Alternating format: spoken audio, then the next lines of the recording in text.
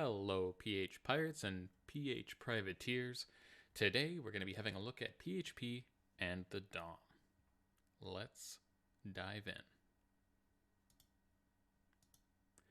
Okay, and this GitHub repository will be pushed and will be available in the description, so feel free to have a look after the exploration of this topic. Okay, so first of all, it would be a good idea to consider DOM. What is it good for? What's it all about?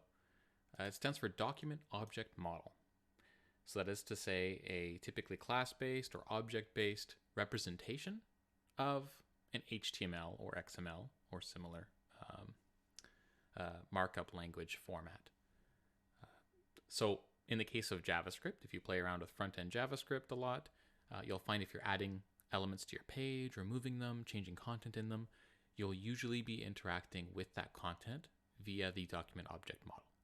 So that's super helpful in the front end for a dynamic user interface and things like that. And so PHP, being more of a back-end technology, you're writing scripts for your server, not for in the browser, its use case is a bit different. So in the case of the document object model, as it pertains to PHP, we find it is a set of classes and objects that we can use to parse through HTML. And some of the most useful cases or arguments for using this in PHP would be for things like maybe web scraping. So if I were to use PHP to reach out into the internet, download a web page as a string, I would be able to traverse that content, seeking out specific elements by ID, by class, and read what those contents are. So potentially, even if there's no nice API that gives you a formatted JSON response or XML response or something nice that's in the exact format you're hoping for, if there is a stable web page out there that has a few pieces of information that are really important to you, or maybe it's a news site and you always want to grab the latest article, assuming they are going to have consistent IDs or a consistent structure of some kind, we can use a technology like this to download to our project that information, and we can parse it and just grab the text or numbers or what have you that would be most helpful for your use case. So on those notes, let's begin our experiments for the day.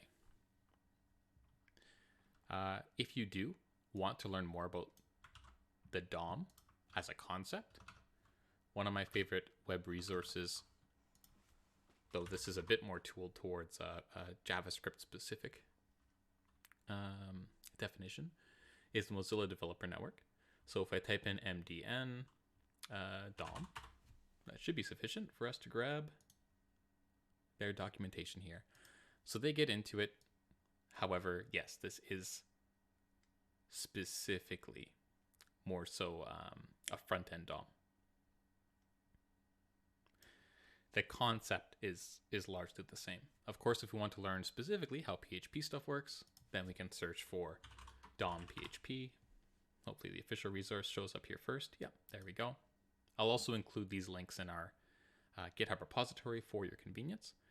But we can see here that the official documentation has a very nice in-depth view on exactly which classes are available here, as well as installation instructions and things like this. However, the core extensions that you require in order to take advantage of the DOM are usually by default enabled. So you might have to refer to this installation steps if you find, for whatever reason, your version of PHP or you've edited your PHP INI file or something like that, and it happens to be disabled. But most cases, 90% or more of cases, you should be able to just take advantage of the features we're looking at today without any additional config. Okay, so as you scroll down through here, I think some of the most important ones here we're going to be jumping into right away is use of the DOM document class. This helps us set up a document that we're then able to explore. What else do we have here? DOM element. So basically any of your standard HTML elements will be represented by this class, as well as the DOM child node class. It'll also be a really big deal. So once we target an element, you can start going through its different children, making edits to those children, and those two classes will be used a lot. If you need to make comments in your HTML, the DOM comment class is here. If you want to add them programmatically or edit them programmatically, you can do so via that class. So feel free to peruse this. There's some other features we won't have time to dive into today, but it is all here. And there's quite a few features we have available. Right near the bottom here as well, DOM XPath. This is a really important one. This opens up the doors to us using not quite CSS style selectors, but XPath style selectors. XPath coming from XML roots for HTML. So this is a way that certain programs interface with XML documents to parse and find the correct elements or correct pieces of information from those types of documents. We are extended that ability via DOM XPath for HTML documents. So we'll look into that syntax as well. It's not too tricky, and there are cheat sheets out there, so we'll have a quick look at that as well. Perhaps the easiest way to get a hold of this, though, is to walk through a few examples. So let's hop back to our editor. And I will create, firstly, an HTML document, just so we have something to work with. I'll make a quick hello.html. And let's make this a really simple document. Maybe I'll even zoom in a bit here just so you can see very clearly what we're up to. Okay. So again, kind of bare minimum here. Make an HTML element, a head element, body element, and for good measure, sure, we'll throw in a title. Hello world. H1 that also says hello world. Okay, so basic of the basic, very simple HTML doc. So now we have something we can try to use as our DOM document, as our HTML document. Now we can hop over to more so the PHP side of things. Okay, so nice little sample doc. I'm going to create a new example here. Maybe we'll call this 01 loading HTML.php. Okay. So the two primary ways you'll end up loading HTML in are either via a string, load HTML as a string. So I'll just say DOM string, maybe DOM string doc. We'll try and be descriptive there with our names, sure. Okay, and we'll assign that new DOM document. There we go. Okay.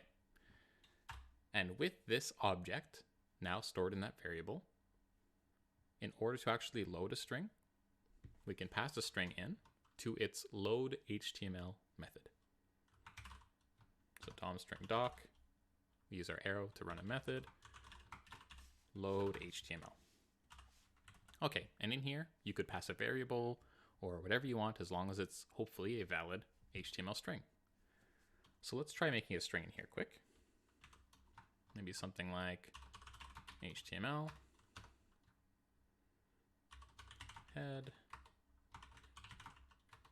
We'll have a body in here too. Basically what we had done before, but this one's going to be just a direct string, and then we'll show loading the document as well. Okay, and again, just throw in a title there.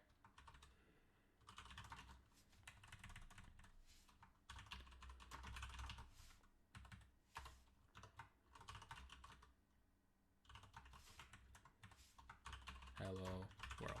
Okay, good stuff. So let's see if this one's running A-OK right away. Try running that in our terminal.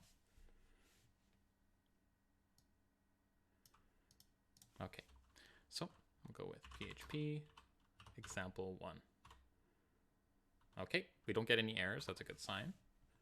How do we know this is working though? Or how do we get our HTML back out of this? Well, we could do echo DOM string doc save HTML. This returns a string based on the HTML stored in your DOM document object.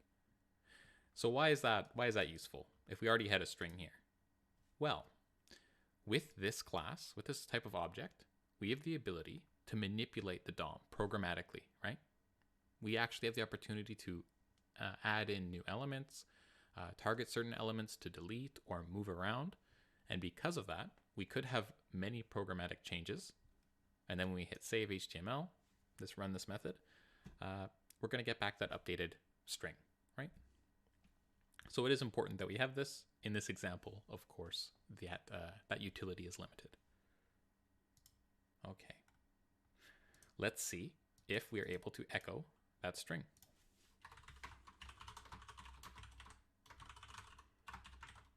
Okay, we'll try running that one more time here. Example 1, and this time we have our nice HTML string, right? We can see that by default it actually adds a valid doc type as well. It saw that that was missing, so thank you PHP. Nice default feature. Okay, so that's fine and dandy. We have a nice string version here. Let's copy this and make a new document. Or I suppose I won't worry about copying because we already have a sample HTML doc. Okay, so 02, loading HTML from file.php. Maybe I'll rename that first one just so when I push this up, it makes a little more sense. Loading HTML as string or from string. There we go, from string, from file. Okay, nice. So a very similar start here in that we would still need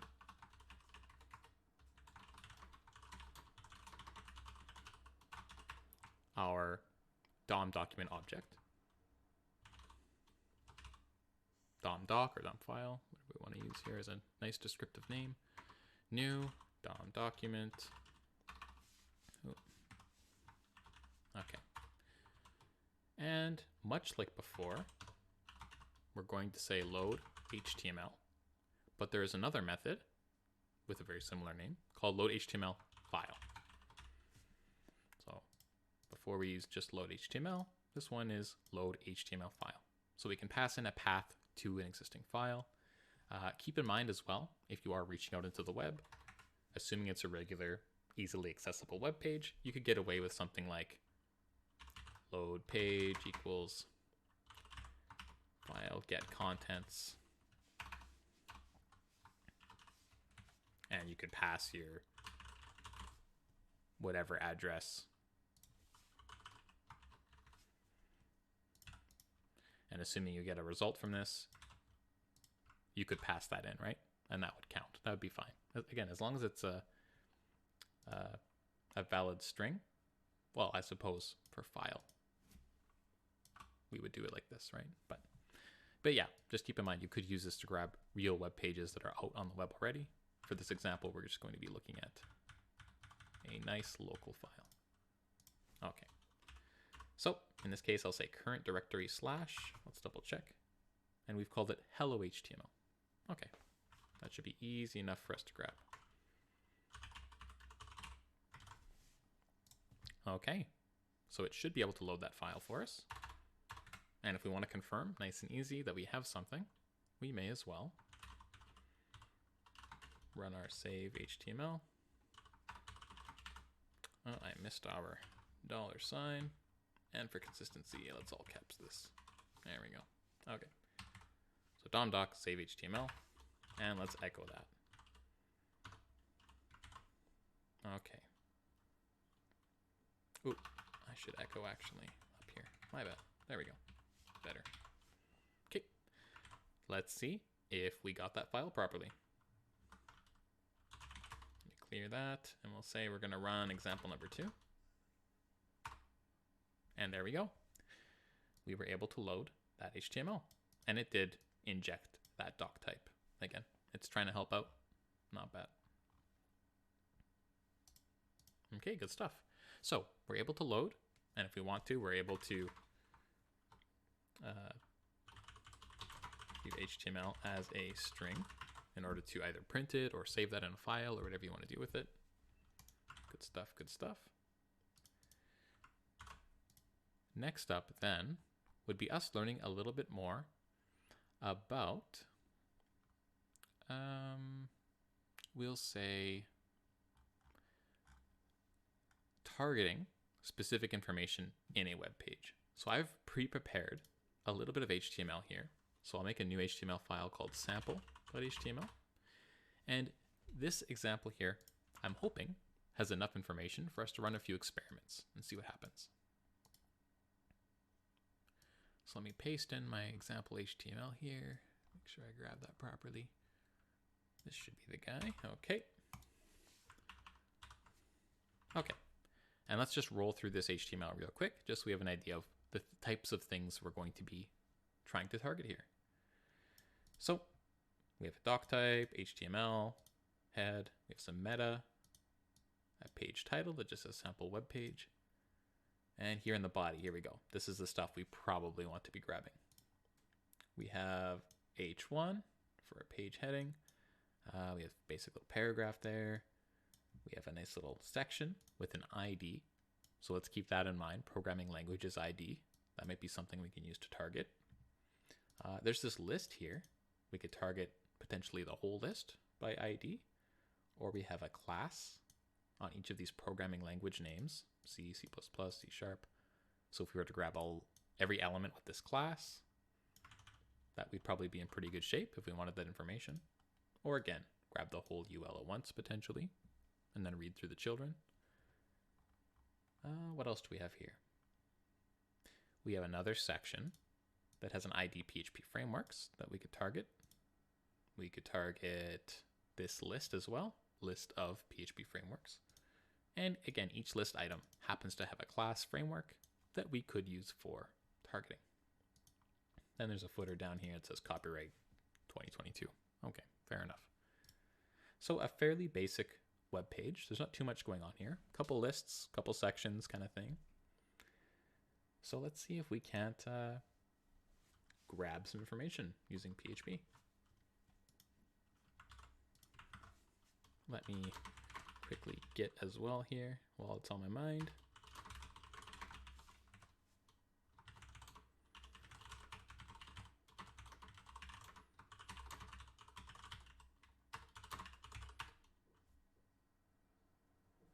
All right, good stuff. So example number 3. What do we want to call this one? Maybe we will call this one.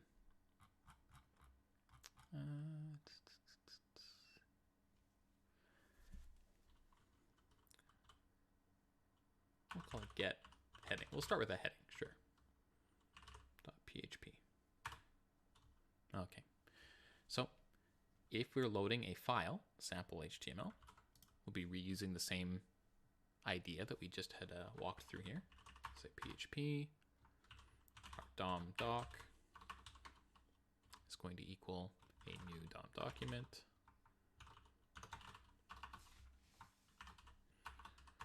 Okay, and we want to load our HTML file.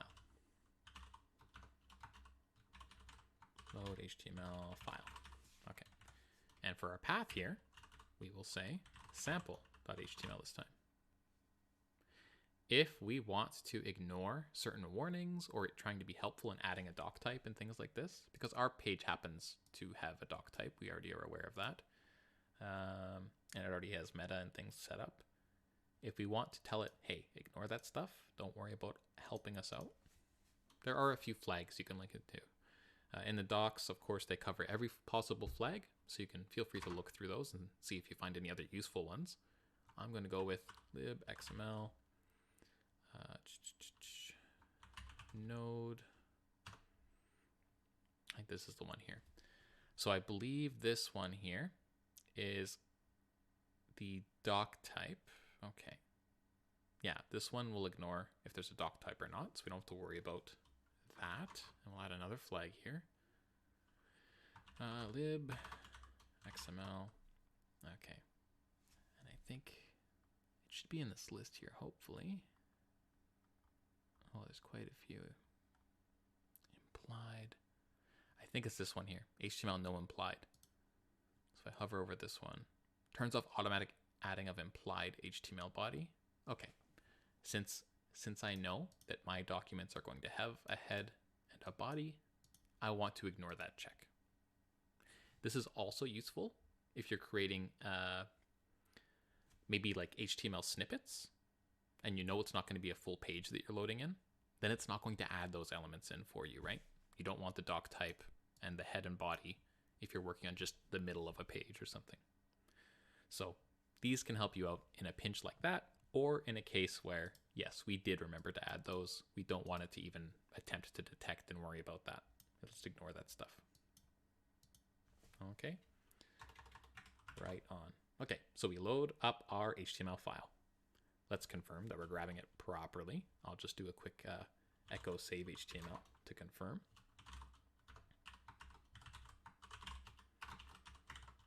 Okay, let's run example 3 quick here. And it looks like we have our full document here, all of our lists and stuff. You might get a few warnings in a case like this. Because it uses an old spec for HTML, it's not going to recognize tags like section or main or a lot of other modern tags. So if you're getting these types of warnings and you want to suppress them, I'd recommend running it normally first, just in case you get a warning of substance that you do need to deal with. But if you want to suppress all the warnings and errors, if you start your expression with an @ sign, PHP will know not to display those. So really careful about this character though. That's not a good practice to include this in most of your programs, but in a case like this, I'd say maybe it's helpful to only see warnings or errors you're going to care about. So again, if I run this one more time, let me scroll up.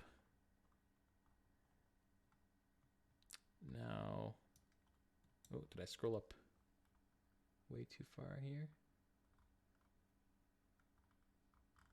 Did I still see the warnings? That's odd. It should suppress them.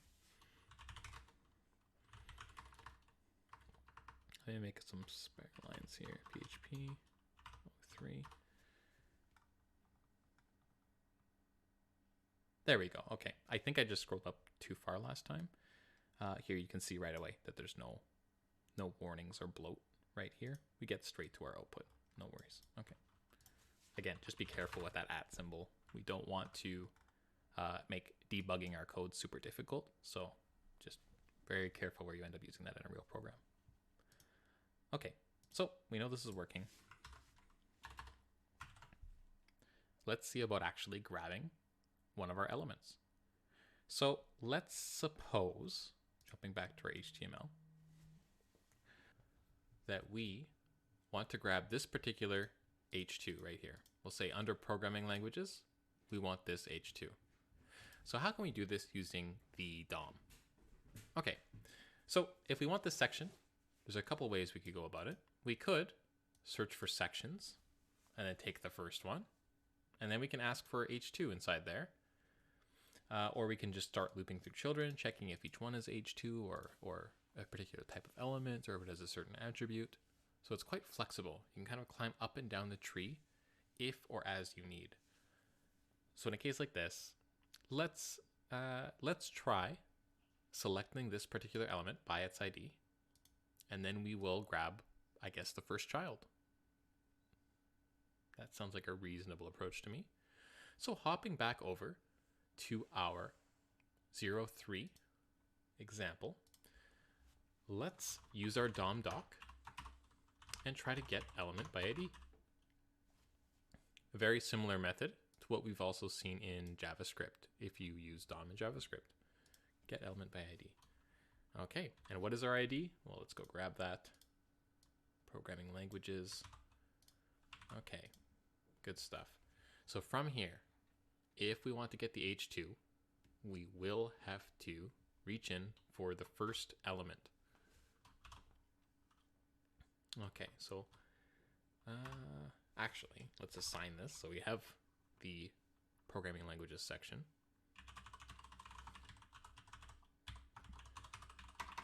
programming languages section equals whatever is returned from the selection. So assuming it finds it, we should be able to go into this for our first child. Okay. So programming languages section, arrow. We can do first child, but we have to be careful about this. So the way that DOM as a spec defines the layout of our HTML, the first actual child of section is what is called a text node. So there is a child here before H2, and typically between every element, and then even right before the section ends. So these are all insertion points for text, or areas that are available for text to be inserted. So technically there's that invisible child we don't really see. So instead of saying first child, if you're looking specifically for elements, we can instead say first element child. So this ensures that we're grabbing the first defined visible HTML element. So this will help us grab the H2 instead of an empty text string, or an empty text node, I should say. Okay, so we grab our first element child, no problem there, hopefully. And now we should be able to have a look inside. Let's try saying echo programming. Oh, we should also assign a variable so it's a little easier to work with. So I'll just say H2 equals, hopefully that's our H2. So we'll echo our H2 tag name to confirm it is the H2. I'll echo a little contains, and we'll grab that text as well that's inside. So hopefully it'll say our H2 is containing the following text.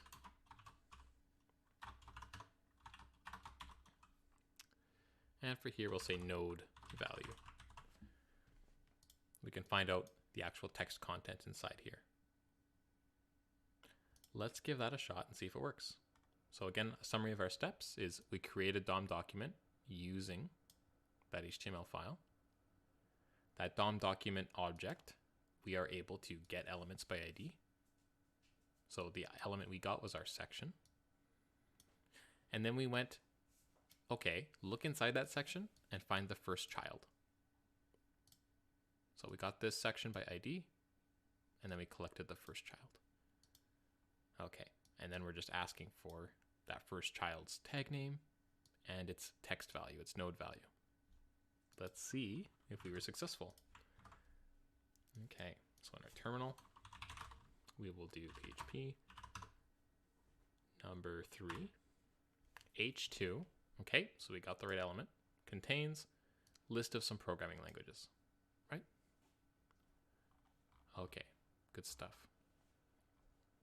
So let's suppose we wanted to go a step further here. Let's see if we can get that list, the list of all these programming languages. Because in a real website, maybe you're trying to get like a weather forecast information from a website you trust, and it happens to be in HTML format, and you want to get the forecast for every single day, right? Or maybe it is a list. Maybe it's a programming list that's always updated with the latest languages or something. Whatever the case may be, we want a consistent way to reach in and have access to all these values. So in this particular case, we see we have an ID here. So we can follow much the same steps to actually get this list, but then our steps will differ from there. So instead of just printing a node value, we'll have a little bit more work to do there. Oop.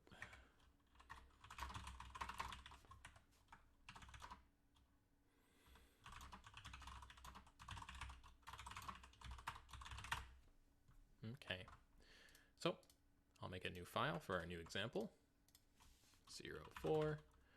We'll say get list items. Okay. So in this one, again, we can follow the same starting steps. Let me actually copy paste just to save us some time in typing here. We want up to hereabouts can be almost the same.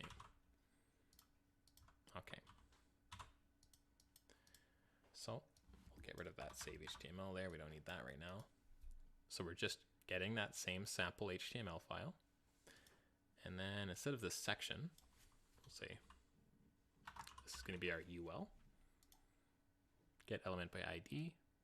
And let's double check what that ID is. So this guy here, our UL, our list. Okay, programming languages list. So assuming we have our UL, it should have children in it that will be LIs, right? So if we want to list through all of those, we'll say something like, if our UL has child nodes, we will, maybe we'll mention here what we're actually printing. Programming languages list. Sure. And then we can do a for each. We can actually loop through all the child nodes. So we checked if there are child nodes. It'll give us a, a true or a false. Assuming there are, let's proceed with our for each. Yeah, there we go. Okay. So for each, we'll say maybe UL child nodes as, and we know they should be LIs in this particular case, so we use descriptive names, nice. And we'll say if, if is set, okay, li tag name. And the reason I'm doing this check is, again, on the topic of nodes. This didn't say child element nodes. I don't think that's actually an option. Let's see if that gives us any. Has element? No, they don't have that I'm aware of. So say has child nodes. So we want to check to make sure it's actually the element we think it is. If it has no tag name, if that's null, it implies it's going to be a text node, right? So this will help us weed out accidentally trying to read stray text nodes. And in other cases you're working through, maybe you do want a specific tag name, right? So make sure tag name is set.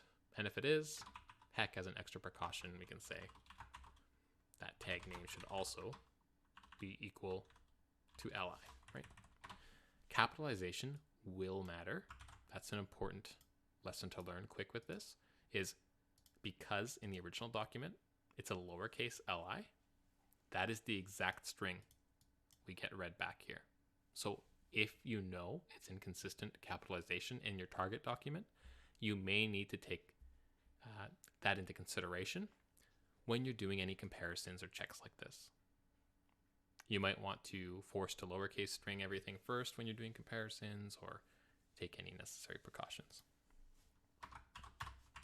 Okay, so we're just looping through our UL children, making sure they are actually list items. And if they are, maybe we'll just echo that information, right? So maybe I'll do a new line so it's a little readable, a little more readable in our terminal. We'll throw in a tab, make it look like a little list or something. And we'll grab our li node value, just like we did in our previous example to get text from our h2. This time we're getting text from our li elements, each one in fact. Okay, let's give that a run.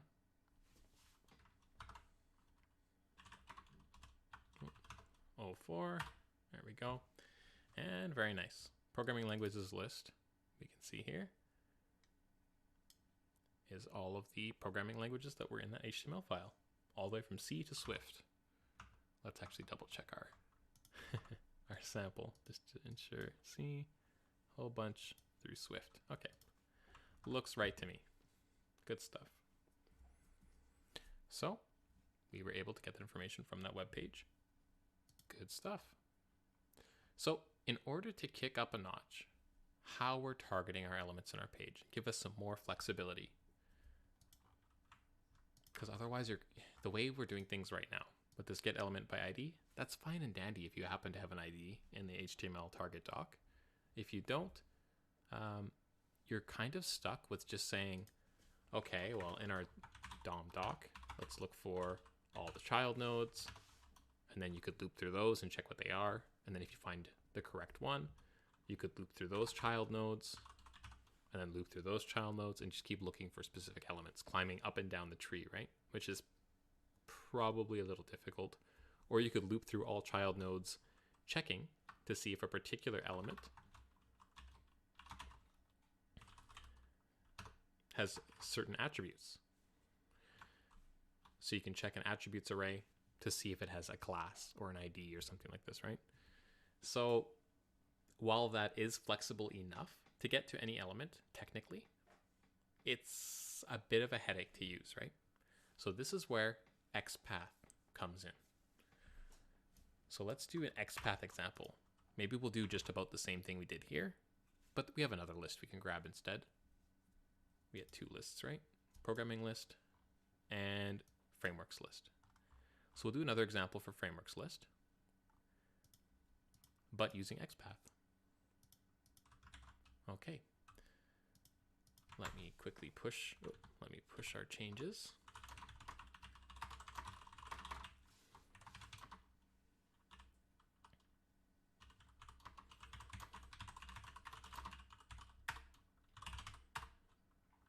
Okay. So example number 5. XPath list. Items.php. Okay. So XPath. Let's do a quick example, and then we can check a cheat sheet to kind of see what else we can do with this. And I'll break down our example while we're doing it as well, so not missing out on anything there. For getting our doc, I might as well copy paste this. There we go. Okay, back to our starting point here. So DOM doc is new DOM document. We load the HTML file. Same old, same old. And here's where the new stuff comes in. So we will need an object representing our XPath. So we'll say new DOM XPath. And we do want to add in our constructor as a parameter, or as an argument, I should say, the actual DOM doc that we're targeting. So we do want to pass the XPath, your target DOM document object, so it knows which one you're searching in. So you could have many documents loaded up, right? You have to tell it which one you want to set up for XPath queries to find certain elements. So now that we have XPath, hopefully it loaded properly, right? Let's see if we can grab every framework. So we could grab this by IDs, or by the ID rather, and then loop through all the children again. Or we could just target everything by class. If we look through this document carefully, there's no other set of elements that use that same class. So we are pretty safe to say, okay, we just want everything with class framework, and we'll be okay. So let's give that a shot. In order to use our XPath, we write XPath query. So we're accessing the same object and querying, and we have to write a query string. So they have a particular format. Our target here, what we want to do, the CSS version would look something like this, right? Just dot framework. This is what we want to achieve. If this is a CSS style selector, or in JavaScript, if you're using document.query selector method, right? Either way, this would be your target. Dot framework.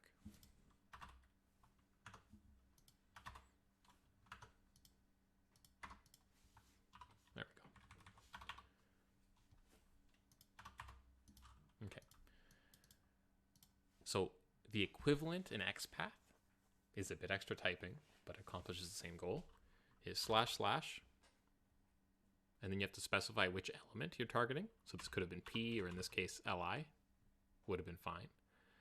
If I want to pick any element, it can be // asterisk. So if I don't care what the element is, we just use asterisk, the wildcard. And then if we want to target by attributes as well, So this is your element selector. And then attribute is going to be inside square brackets. We say at, then the attribute name. So it could be ID, or in this case, class. And in here, in quotes, we're going to specify, in this case, framework, or whatever your class happens to be. So this would be equivalent to .framework in CSS or query selector, because this doesn't care about which type of element it is or anything like this. All it cares about is if it has a class, and that's what we're doing here. If it is any element, this first three characters, any element, and then the square brackets with an attribute class that is framework, we will target those. Okay. Now, maybe we'll do our for each here. Now we'll keep it simple this time. We'll just say echo list of PHP frameworks. And we'll do a for each again, because it will be a list of nodes, just like last time. Okay, and what are we looping through? We want a list of frameworks. So frameworks li is up there, is the result of our query as framework, or as li, or whatever we want to say, right? We will say as li, sure. Okay. Then for each li, or each framework name in our list, these are going to be the actual LIs themselves, right? So we could get tag names still. We can read the text of them. We can do what we want. Echo RNT, new line and then a tab, right? And we want our LI. We could do node value again, I think. If that gives us any trouble, we can try text content. Let's give that a shot. Let's give that a shot. PHP 05, is it? Yep. And there we go. If we compare this to what we see in the HTML, there we go. Cake PHP, Code Igniter, Lemonus project, Laravel, Falcon, Symfony, Yi. Looks like it's all there. Good stuff. Okay. If I were to take this class off of one of them, like Falcon, I'd assume, if we run this again, all of a sudden Falcon's not there, right? Good stuff. I'll put that back though. Okay. Yeah, we could, there is a text content as well. I think this would also work. I'd have to double check in the docs what the difference actually is between an element's text content versus a node's node value. I think text content only works for HTML elements. And then if it was a text node, you wouldn't be able to use this. So I think node value is a bit more flexible. It'll work for more object types. So that one should be easier to use. Okay. All right.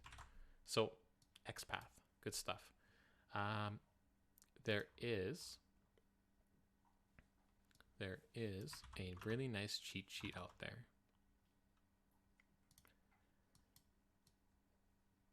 Let me see if I can grab the link here and throw it in the browser.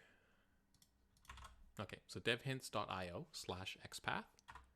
And keep in mind, this is fairly generic in that it can be used by many tools for especially XML documents, but in this case, we can use it in our PHP. The nice thing about this cheat sheet, I'll zoom in a little bit so we can see it a little closer, is check this out. It's a really great cheat sheet because they have awesome examples. So if we're matching with what we would normally write in CSS or a query selector, we can see h1//h1. That's how you target that element, right? A paragraph inside of a div. //div//p. If you want LIs that are directly inside a UL, //UL, and then one slash means directly inside LI, right? Div with anything, root of your document is just slash, body inside that would be /body, right? Okay. So this would be a really nice cheat sheet to jump back to anytime you need to write XPath. You can kind of convert in your head based on what you want. For ID, add ID, right? Dot class, add class. You can come here and kind of translate your intended CSS selector to an XPath compatible version. They have all kinds of nice examples here, though. Appreciate it.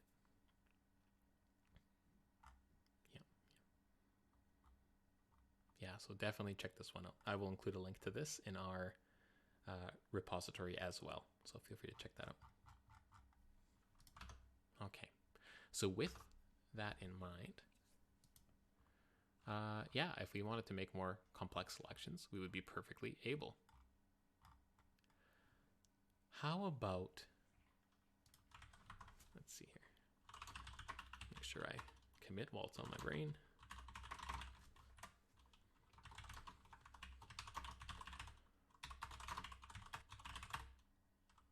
All right, good stuff. How about programmatically creating a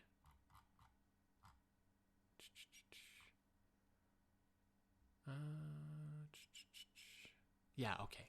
Let's programmatically create a HTML document. So instead of loading in, as we have done in all of these, either a string or a file, we can use DOM document to create our own HTML.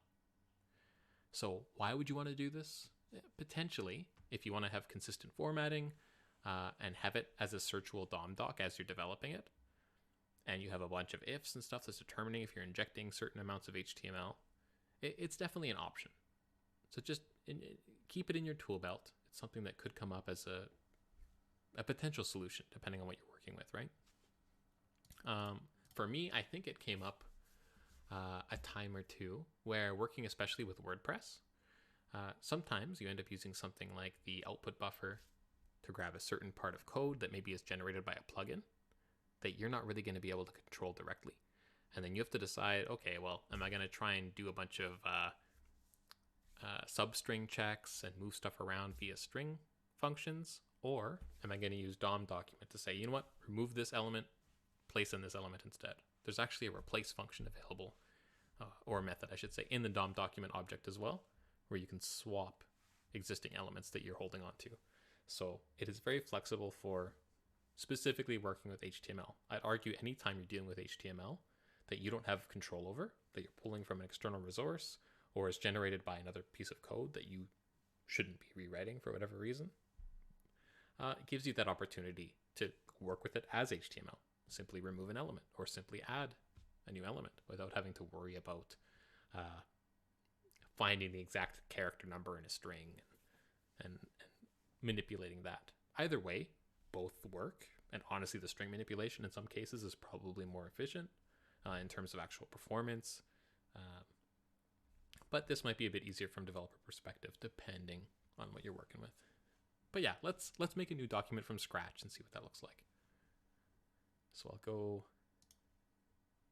into a new file here. We'll say 06,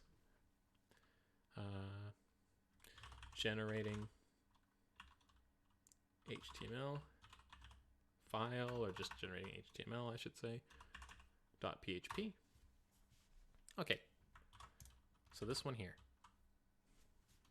Our first line is going to look familiar. DOM doc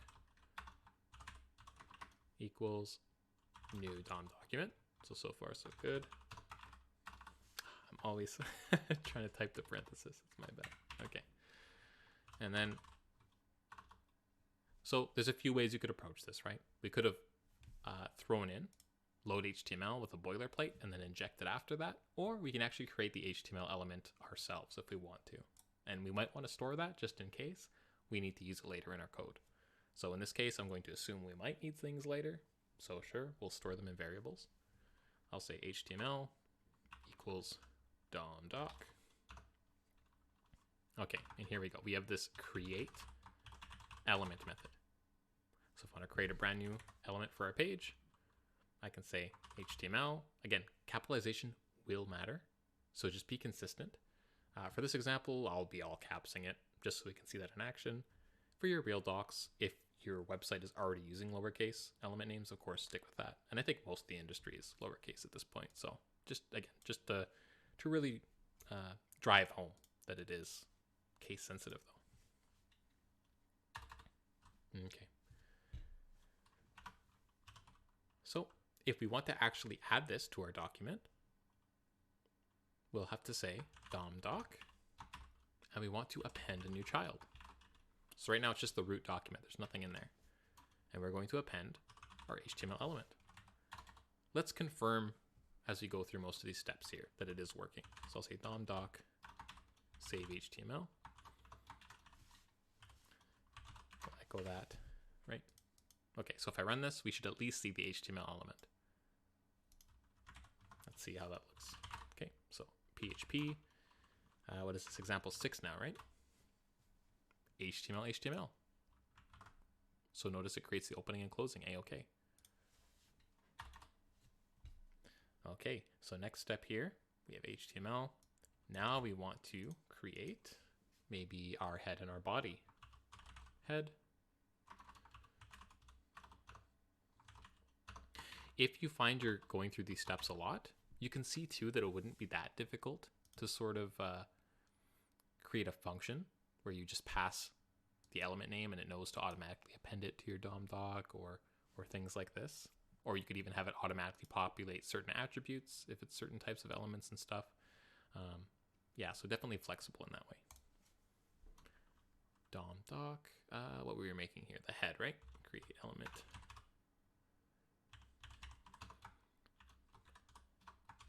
Head.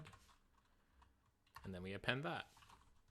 DOM doc, append child.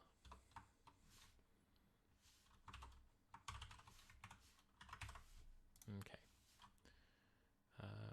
Actually, not DOM doc in this case, right? We should be careful here. We don't want it to be just appended to the full document. We actually want to put it inside HTML. So we should be careful here. We'll say HTML, append our head. Let's try that. All right, our head is inside our HTML. So if I had forgotten, and we did do DOM doc here, of course, they would be siblings, right? Yeah, HTML opens and closes, and that head. That's no good. So keep that as HTML append. So the same thing for body. We would do HTML append body.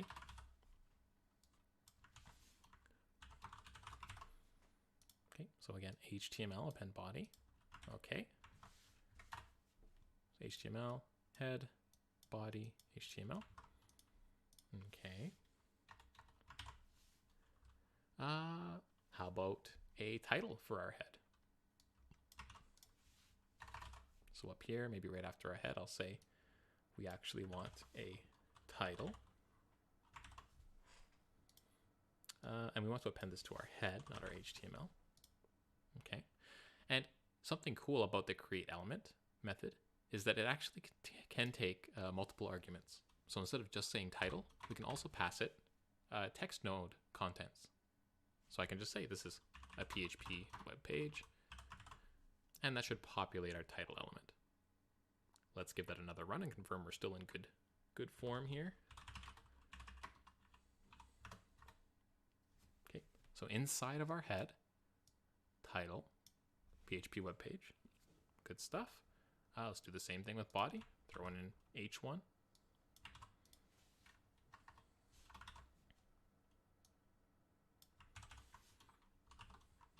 There we go. Nice H1 there. And this one we want on body, not head. Okay. And now in our body, if we're reading carefully here, we can see PHP web page is in our H1. And we can keep going and going and going. Maybe we'll throw in just a couple more elements as a proof of concept. How about a paragraph? Okay. So we'll say P, maybe I'll copy paste this one more time here. Okay. So instead of H1, we'll say this is a paragraph. We can insert our first text node. What do we want this to say? Maybe we'll just brag that this web page was generated using PHP's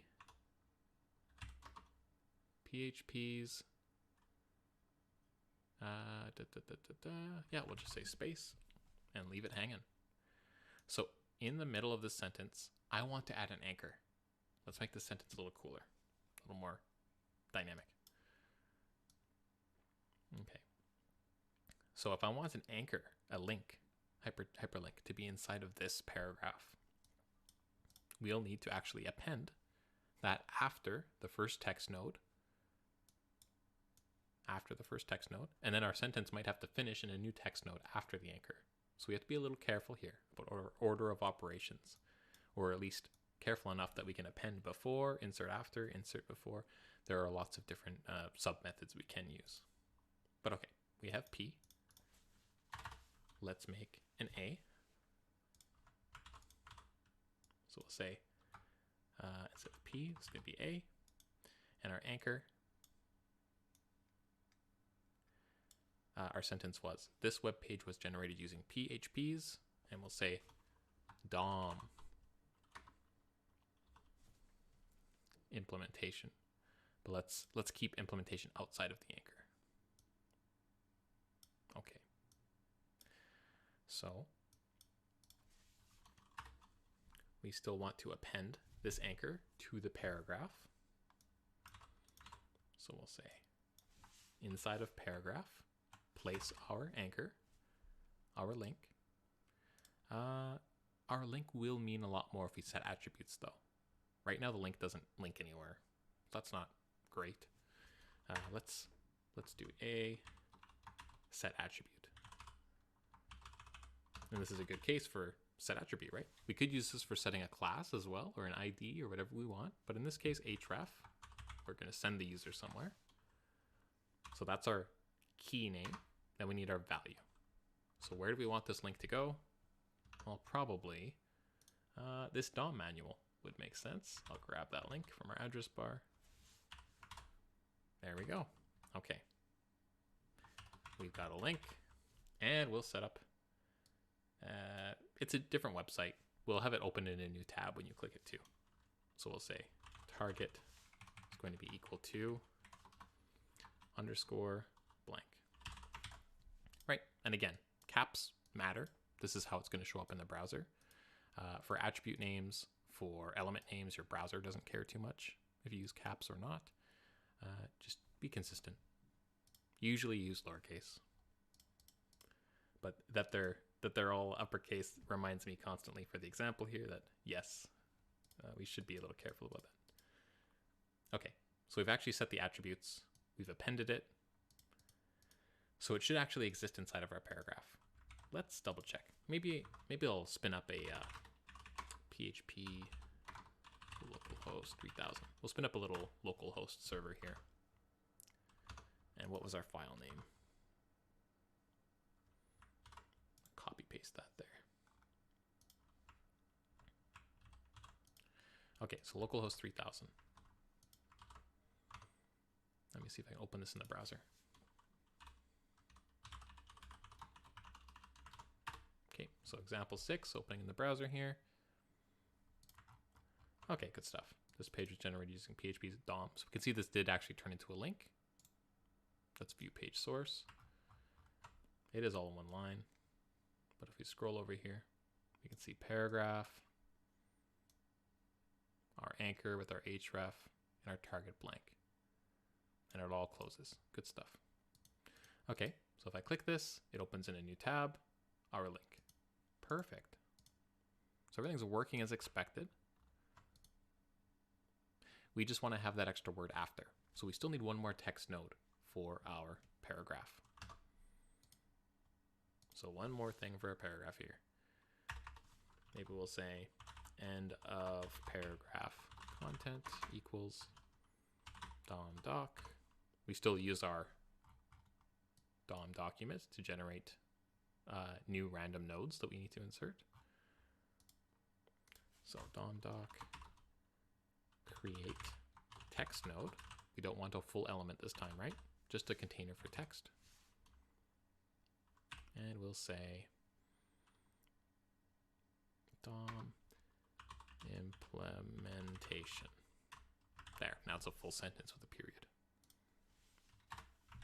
But we still have to append, so let's append that. Okay, so instead of body append, we want to add to paragraph our end of P content. Okay. Let's head back to our browser and refresh. All right, we have our full sentence in there now. This web page is generated using PHP's DOM implementation. And when we inspect and have a look at our HTML here, inside our paragraph is a text node, an anchor, and another text node. Good stuff. View page source. Again, it's all one line, so it's not the prettiest to read. But if we scroll over, everything looks okay there too. Okay, good stuff. So that was a dynamic web page. Good stuff. Okay, so this example was great in that we created elements. But what if we wanted to move an element, or even more destructive, actually delete an existing element? This example isn't great for that, but we do have that sample HTML from before. New example here, 07, we'll say moving and deleting elements.php. Okay, so as this one's dealing with our sample HTML again, let's quickly grab these first few lines from our previous examples and throw that in here. Okay, so we're loading up our sample. No problemo. Now from here, let's say we'll have a couple goals here. We want to look at our HTML here so we know what we're working with. Not this one, sample. Here we go. Okay, let's say we have two goals. We want to switch the order of these sections. So right now it's programming languages, and then it's frameworks, right? Let's put frameworks first. Maybe we care more about these PHP frameworks. They're more important. We'll put them higher in the page. So we'll change the order of these two sections. And just to prove we can delete stuff, let's say we don't like this footer for some reason, and we just want to delete that. We'll say bye-bye footer. Okay, so reorder sections, delete footer. That's our two goals.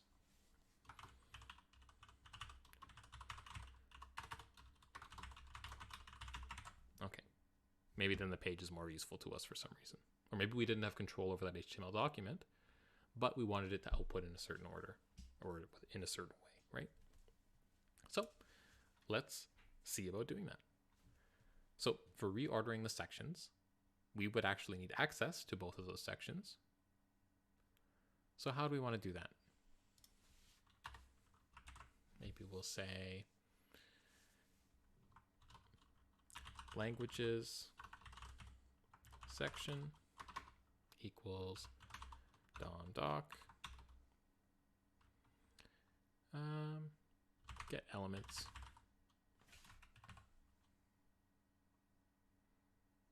no, we don't want to get elements by tag name, but we do have IDs, I think. Let's double check.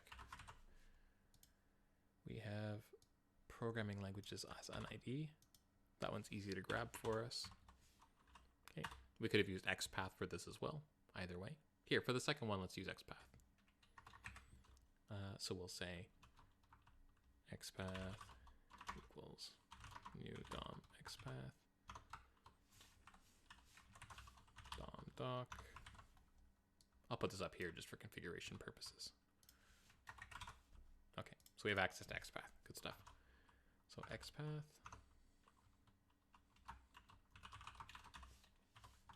So the other one is frameworks, right? Okay, so one we're getting with get element, one we're using XPath query. So if we want any element, / asterisk, or in this case we could say section, either or. Let's do asterisk. If we want it by ID, we'll say @ID equals, and let's copy that ID. The only thing we really have to keep in mind with this XPath approach is that it's going to give us an array of results every time. So it could be one or more, or it could be 0 results if it's not there. So we would need to, if we want to grab the first result, add square brackets and a 0. We want the first item in this array of results, or this iterable result. Okay.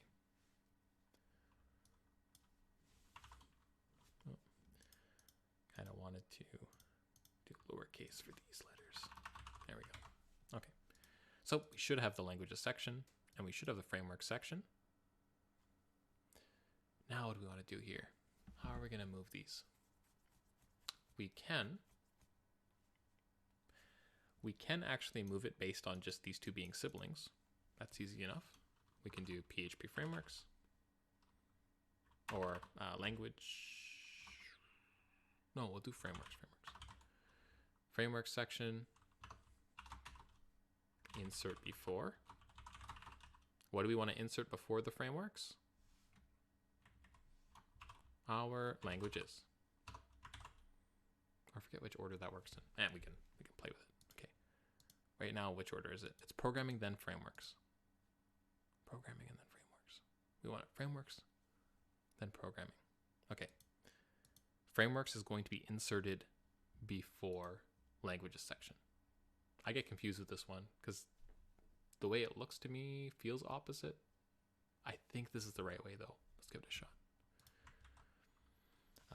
We can confirm, I guess, with our save HTML. Might as well. So let's, at the very bottom here, just say echo doc save HTML. Okay, we can test in our console now. Or, heck, I could load this in our browser. Why not? 07. Let me copy paste the name, because I will never remember that. There we go. Okay, back in our browser. Let's go to example 7. Boom, okay. So we have our sample web page, no problem. List of frameworks, and then programming languages. And then in our actual HTML file, it was programming languages first, and then frameworks. So we did successfully insert before. Good stuff. So easy to reorder or even replace elements. They have methods for that stuff. Good stuff, good stuff. And again, we wanted to also delete our footer, right? As another example here. Okay. So we want to get rid of a footer. We can use get elements by tag name, or we can use XPath again. Let's use XPath. Why not? We've already loaded it into this file. No harm done by using that. XPath query. We'll say this is our footer. Okay, slash footer. And we just want the first instance of footer because I don't think we have anything more specific to grab our footer by. And again, the XPath query gives you an iterable return. So it'll be indexed. Okay, if we want to remove our footer, we want the body, I think. We can say body, please remove the child. How do we want to grab the body? We could use XPath, no problem. Or again, we could get by tag name. We're doing pretty good with XPath. Let's do another XPath example. We'll grab our body. Okay. Grab the body, grab the footer. And we want to say, in our body, please remove your child element. Footer. Body, please remove your footer.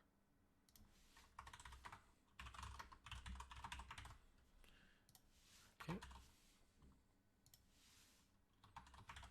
Let's see if the footer's removed when we check again in our browser. We'll just give that a quick refresh. So right now, let's scroll down before I refresh. We have a website footer, copyright 2022. Refresh, scroll down, no more footer. So we can change the text. We can reorder things. We can replace elements with brand new ones. We can use this for reading existing HTML, right? It's a very flexible system here that can come in handy. It's not perfect for every case, so make sure you think about, is this a case where I should be using DOM or not with PHP. But yeah, especially if you're scraping web pages from the web and you need specific pieces of information from those pages, this is a very valid approach. Or even if, again, as I mentioned before, if you have a plugin or some part of script you're not allowed to edit, you can first grab that HTML output before it goes out and maybe swap some things around or replace a certain area. And we have the flexibility here to do that, right? So I hope everyone learned something or at least found a new resource. They can look at our PHP DOM topic here. Thank you, everybody, for attending the 3rd PHP Adventures meetup. I'll see you all next time. Take care.